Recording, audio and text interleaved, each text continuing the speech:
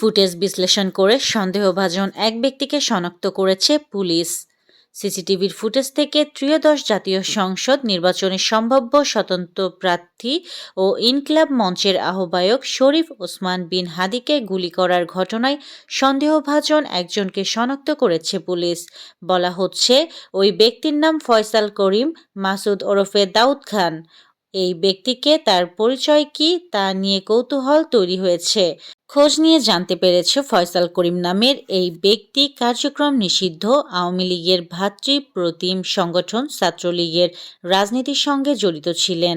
2019 সালের 11 মে ঘোষিত কেন্দ্রীয় ছাত্রলীগের পূর্ণাঙ্গ কমিটিতে তিনি সদস্য হয়েছিলেন।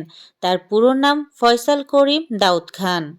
ইনকিলাব মঞ্চের মুখপাত্র ও ঢাকা ৮ আসনের সম্ভাব্য স্বতন্ত্র প্রার্থী শরীফ ওসমান হাদির ওপর হামলাকারী শিবিরের লোক ডিএমপি কমিশনারের বরাত দিয়ে বিএনপির সিনিয়র যুগ্ম মহাসচিব রুহুল কবির রিজভী দেওয়া বক্তব্য সত্য নয় বলে জানিয়েছেন ঢাকা মহানগর police DMP commissioner Sheikh Sajjad Ali.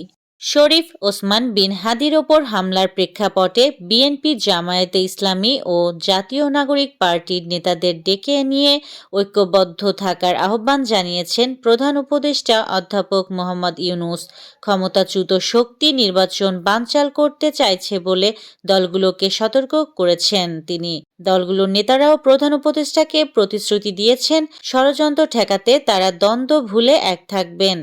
Bangladesh জামায়াতে ইসলামী যোগ দিয়েছে বিএনপি থেকে 5 বার বহিষ্কৃত কিশোরগঞ্জ 2 আসনের সাবেক সংসদ সদস্য মেজর অব আখতারুজ্জামান। সন্ত্রাসীদের দমনে এবং অবৈধ অস্ত্র উদ্ধারে অবিলম্বে অপারেশন ডেভিল হান্টের দ্বিতীয় পর্যায়ে ফেজ 2 চালু করার ঘোষণা দিয়েছেন স্বরাষ্ট্র উপদেষ্টা lieutenant general of Mohammad Jahangir Alam Chowdhury. একই সঙ্গে তিনি জানিয়েছেন, আসন্ন জাতীয় সংসদ নির্বাচনে অংশ নেওয়া প্রার্থীরা আবেদন করলে তাদের অস্ত্রের লাইসেন্স দেওয়া হবে।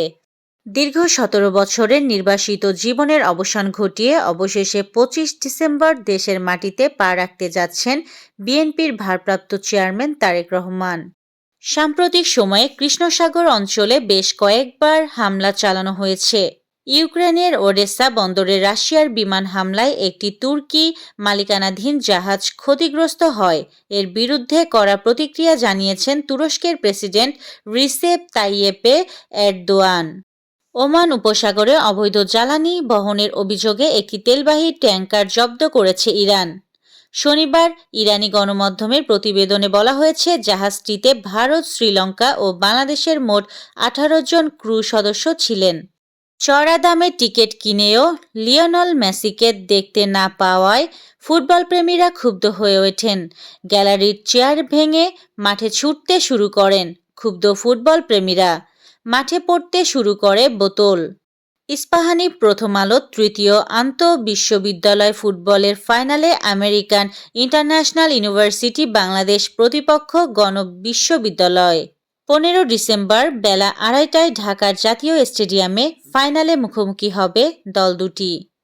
এই ছিল আজকের শীর্ষ সংবাদ। ছিলাম আমি ইয়াসমিন আক্তার, সুরমা টিভি 24।